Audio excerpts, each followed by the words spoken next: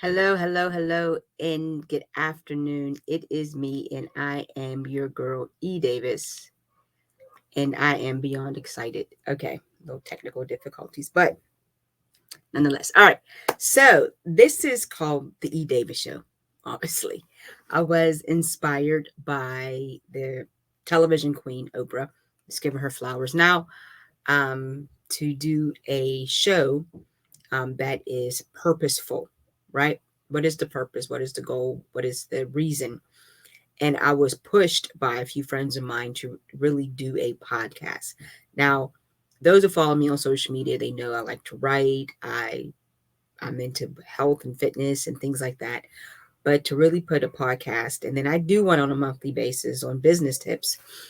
But to really put a podcast out there, I was very skeptical and nervous because it's like, what's the point? All right. Well, the point is just to talk to you guys, to share my story, and to encourage others to share their story as well. And your story doesn't have to be something horrific or dramatic, but just who you are as an individual. What is your goals in life? And we can just talk and just have some fun. So I want to thank my sponsors. The E. Davis Show is sponsored by Starks Contracting, Writers Block Publishing LLC, and Love You More 1029. And what I also want to do is for this episode, I'm going to talk to you about my book, The Resurrection of Phoenix Black. Of course, that is my book and it is available on Amazon. Go to Amazon and purchase that book for me. And once you read it, do me a favor, write a review, tag me on Facebook. Um, and I'm going to read you an excerpt from my book because I want to share what the church called my testimony. So, my testimony is this. Grew up in the city of Pittsburgh, born and raised on the playground where I spent most of my days. I um, I knew I wanted to be a writer when I was just a baby, um, 8 years old. I was watching an episode of The Jeffersons, and Florence said she's going to write a book. Well, she was going to write. She wanted to write actually a soap opera. I had watched the episode, but Florence is going to write, and I knew at that time I was going to write. I was actually grounded for not doing my homework, and so that particular Friday, my father came in my room and said, "You can watch TV if you want." And on that TV, it was a small black and white TV, no bigger than a screen of a computer. And sometimes it worked, sometimes it didn't. It belonged to my dad's mother's mother. And when it didn't work, it was like a pinstripe. These white stripes were going. It'll stay black for days. But that day it actually worked and the Jeffersons were on. So I credit my writing journey on the Jeffersons. All right. Um, from that point on, for years, I was not without a pen or pad in my hand. I always had a pen, I always had a pad. When I was in my early teens, my best friend and I, we would go to Farmore. This is in East Liberty Station, in East Liberty in Pittsburgh. And I would buy notebooks, I would buy highlighters, I would buy pens, markers, you name it, I bought it. Anything that triggered writing. My mind was always in the clouds. So that's my writing journey. And then as I got older, of course, life happens. You're not kind of focused when you're a late teen. The boys are in bloom, and you just, I don't know. But my goal was always to be a writer. And I did get married young. I was 22, almost 23 years old. I did get married young. Unfortunately, that was not a good marriage. It was turbulent, it was abusive, it was just all around ugly. And I want to share this to encourage women and men because men get into toxic situations as well. That you can get out, find your source and get out. Don't tolerate abuse, don't tolerate people mistreating you, don't tolerate any type of ugliness. Okay, you set those boundaries. And so, because I was inspired to share my story in my book, The Resurrection of Phoenix Black, again, this is the book, and I have my notes just for me. Um, I'm going to read you an excerpt from my book. All right. Let's see, where do I begin? Let me put on it's getting to be that season, that season where you gotta do one of these. All right. A month after Elliot and I got married, there was a shift. Elliot became a Pentecostal bully. He would browbeat me with scriptures. I wanted out of this marriage, but God hates divorce, and the church mothers encouraged me to pray and press my way. And Sky was on the way. Sky is my daughter. With the baby on the way and my convictions, I couldn't just leave my family. So I fasted and prayed and fasted. It was if it was as if I was in a great war. And there were bloody bodies everywhere. Spiritual warfare is serious. The attacks was hard. I needed to wear camouflage to remain unseen. The land could have been fruitful, but because Elliot desired to control everything, he mismanaged money. Our land was barren. Food was sacred. My babies were hungry. Job securities were available, but Elliot refused to get or to keep a job. So I worked. And I worked out and got a job. I went out and got a job. Besides coming from a refined, prosperous background, from a generation of hustlers, not criminal activity, but go getters, I took up crocheting to make some extra money so my babies can eat. I made scarves for $10, blankets for $50 to $100. I made ponchos, pretty ponchos for Kia because we couldn't afford sweaters and I didn't want her to be cold in school.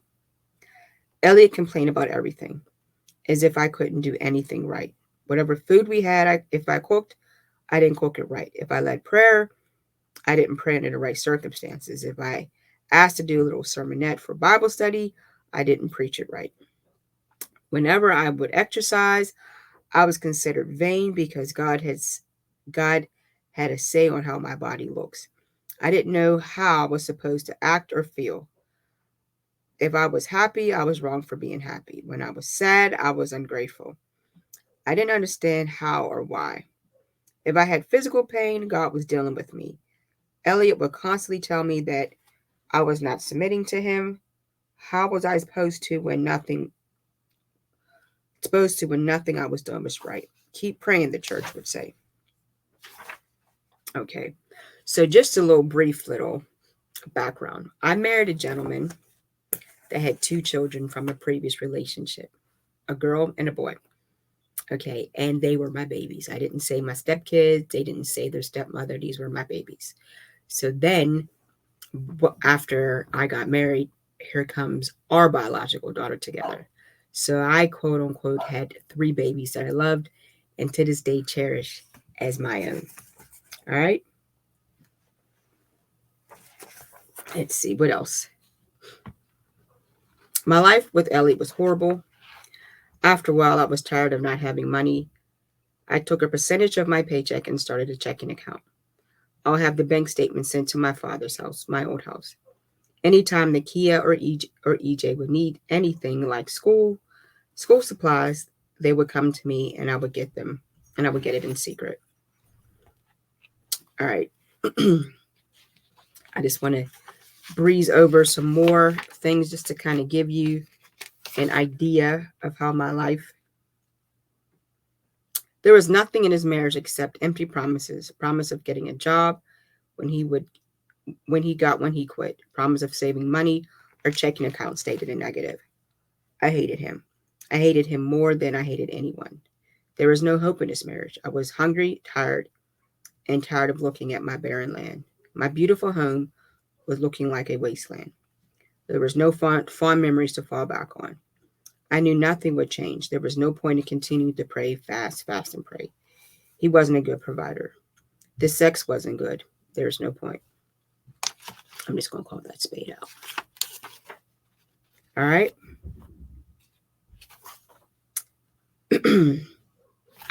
I'm going to leave it right there because I don't want to give too much away into the story. But this is my memoir, The Resurrection of Phoenix Black. And what I did was I of course, changed the names to protect the guilty and the innocent. And basically, it was a verbal, emotional, and mental, and at times physically abusive relationship. And this is a true story. And I was very involved in my church. I grew up in the church. My mother was a minister. So the church would encourage me to pray and fast and submit to your husband. And I'm saying this not to blast the church, because I am personally an evangelist in my church. But what I wanted to encourage um, people is, it wasn't the church, it was the person. Okay, because my church was encouraging me that if you're going to stay in this situation, then these are your tools: the praying, the fasting, and submitting. And if you're not going to stay, then you need to be prayerful on your next move. Because once we separated, they all said to me, I don't know how you did it. I wouldn't have stayed as long. I wouldn't have been able to deal with this. And these were seasoned Christians, those that have been to church for a long time, the quote unquote church mothers and the deacons, and those that were the gray hair and the hoary, the wise people of the church. So I don't want to blast Christianity. I don't want to blast the church, because God does hate divorce, but He does not want you in a situation that's mentally, emotionally, and spiritually unhealthy. So just want to keep that little piece in mind. And again, this book is available on Amazon. Go ahead and pick you up a copy on Amazon, and even tag me once you do so. And that part of the this part of the segment is sponsored by Writers Blog Publishing LLC. We are, and I'm the CEO of Writers Blog, the CEO and founder. We are a publishing company that publishes independent authors for free. For free.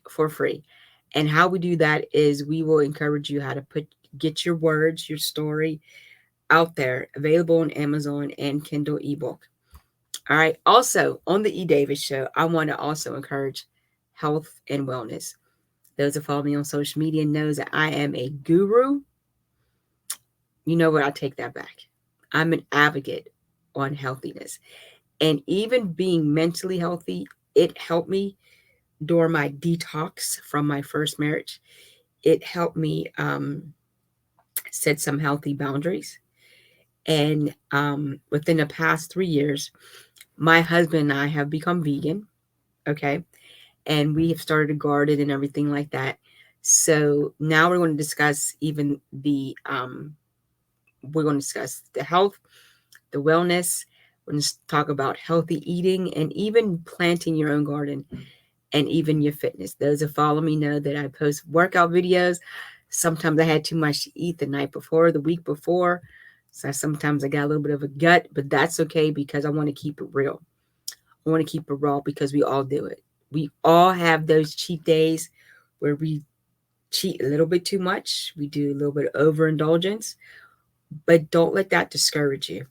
All right. And this segment, so let's see, let's go right into it. Okay. So I'm going to show you briefly my health and wellness. Okay. That is my beautiful red maple outside. Okay. Of my home. And then we're going to show you our garden. And here we go. So, 3 years ago when the pandemic hit, everything was shut down. Greg and I decided to start a garden. One of the main reasons because we knew that the coronavirus attacked the underlying issues. Greg wrestled with high blood pressure, and me wrestling with asthma. So we said, not today, Satan. So what we did was we wanted to get our own fruits, our own vegetables. Fruits is kind of hard to grow around here, but we just started researching how to grow the vegetables, how to turn over the soil, and we've been doing this for 3 years. Now, with the weather in Pittsburgh, we all know that 1 minute is hot, cold, is a blizzard, is a tornado. Starting it in maybe late March, maybe through the month of April, could be challenging depending on the frost and the pouring rain and things like that. So we started maybe May, we started turning over soils. Some of the crops, the herbs and spices that we had planted 3 years ago was coming in. So we do have some oregano, we do have some mint, and we also, I think it was a year and a half ago, we even incorporated some berries, blackberries, blueberries, and grapes. And we have a rose bush that's trying to do its thing, but it's coming in again with this crazy weather. So since then, within the past 3 years, Greg is now off his blood pressure medicine. He found out in March. The doctor said, "You're off, buddy. My asthma still wants to flare up every now and then, but that's okay because I am slowly needing the inhaler less. And it is a process. It's not going to happen overnight." Okay. All right. So I'm going to show you some of the things that we have worked on. So this is our blackberries. Blackberries is good for the antioxidants, the body. I use it when I'm a little bit bloated. Kind of helps release some pressure, if you know what I mean. So does blueberries. If you can see right here, we have some blueberries coming in. All right. And we have some grapes. My friend Jason inspired me to start a grape tree. Look at that little baby. It looks like a grape, bushes of grapes. So guess what we're going to be having? Some Welchers up in here.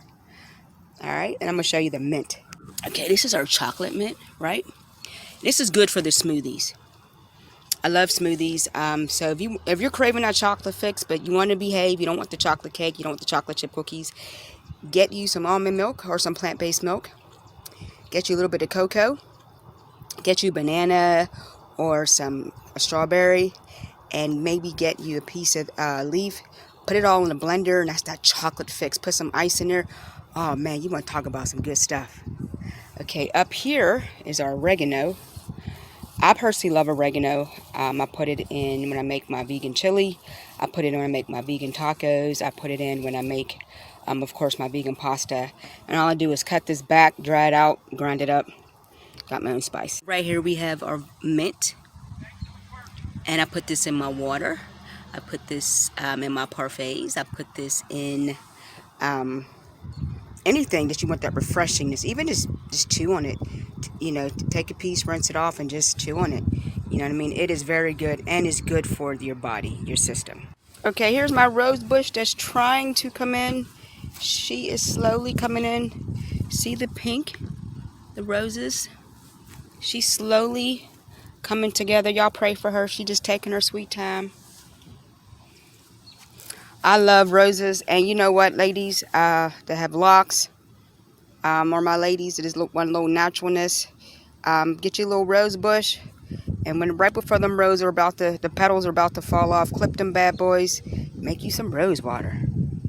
All right, family, there you have our garden so far. We are still in the midst of getting things organized. This weekend, we're going to get our plants. We're going to get our veggies, our tomatoes, the Roma tomatoes, the cherry tomatoes.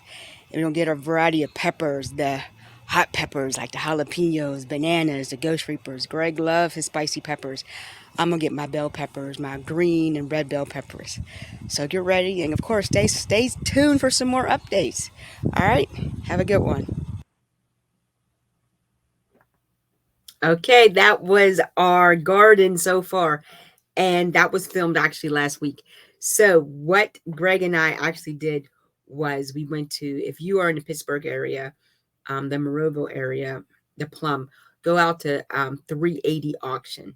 Okay, they have a variety of plants, tomatoes, peppers from the spicy peppers. They have let me see, herbs from the basils to, I just learned of tarragon. Okay, they have the basil, they have the cilantro, they have the parsley, and they're germinated already. So grab them, come home, put them in your dirt, put them in your pot, in your soil, some water on them at least once a day. Don't do it when it's too hot. In the morning, in the evening, and watch it bloom. These are your spices. These are your herbs. This is what the restaurants put in the food. All right, you can make your own quality food. Okay, and then I'm also take you on my journey, on my fitness journey. Here we go. Okay, so this is me This is actually today. I like to work out with Beachbody. I was never one to go to the gym. Growing up, my father always had a bench. He had weights. We had the bike. We had the ab roller. We basically did things working out at home. And this is during the days, of course, the 90s where there wasn't a lot of gym memberships. So I'm kind of used to working out at home. And I'm actually doing my workout right here. This one is 4 weeks for everybody. It's a 4-week program with Autumn Calabrese on Beachbody. All right, and this is 2 of the 6 workout that she does, and today was leg day.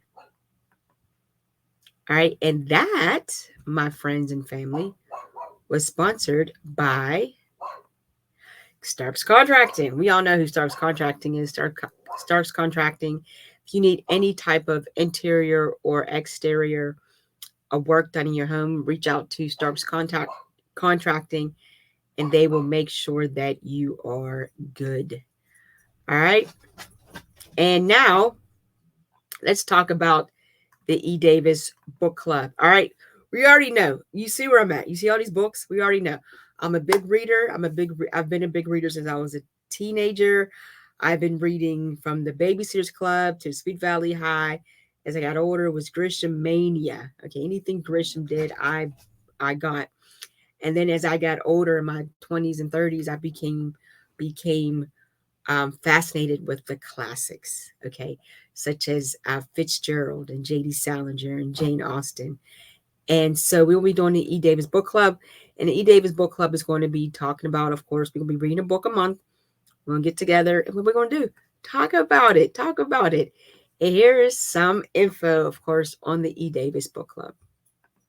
Book Club, the E. Davis Book Club. And it'll be, of course, one book of the month. And we will get together, we'll talk about it, we'll cry about it. We may even post about it on the social media pages, such as the I am underscore E. Davis Instagram page, the E. Davis LLC Facebook page, and the Writers Room Facebook page.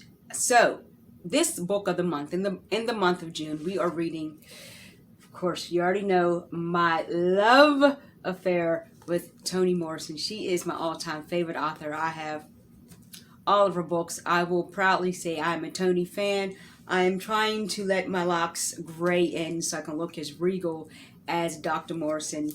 And let me tell you how old this book is. I got this book in bookmark just fell out, in 1996 or 7, I believe. I was dating a gentleman, and it was Christmas time. He asked me what I wanted for Christmas. I wanted the Toni Morrison book set. At the time, it was The Bluest Eyes, Song of Solomon, Sula, Tar Baby, and Jazz. And he was so livid because he spent over $50 on books. And he's like, I can't believe I spent $50 on books. And I was like, really? So you rather spend $50 on jewelry, on shoes, on clothes, and not have a girlfriend that doesn't read, enjoy a good literature? Didn't get it, but he's not around anymore, so it doesn't matter. But nonetheless, we are going to be reading Dr. Morrison's Jazz. This book is about love. This book is about betrayal. This book is about adultery and discovering oneself. Jazz's story of a triangle of passion, jealousy, murder, and redemption, of sex and spirituality, of slavery and liberation, of country and city, of being male and female, African American, and above all, a human being. Life. It's about life. And we are still trying to understand it. And as I go into my 47th year around the sun, I'm starting to get some things. All right. So we are reading Jazz for month of June. If you don't want to read Jazz for month of June, that's okay, because June is also crime novel month. So your favorite crime mystery novel, from your James Patterson to your John Grisham, just pick up a book and read. We want to get America reading again. Grabbing a book is so easy to read the newspaper, your local magazine, but just pick up a book. Don't, even if it's a Nook or ebook, just, we want you to read, okay? And the best way to hide a secret is to keep it in the book. All right, so get these secrets. All right, guys.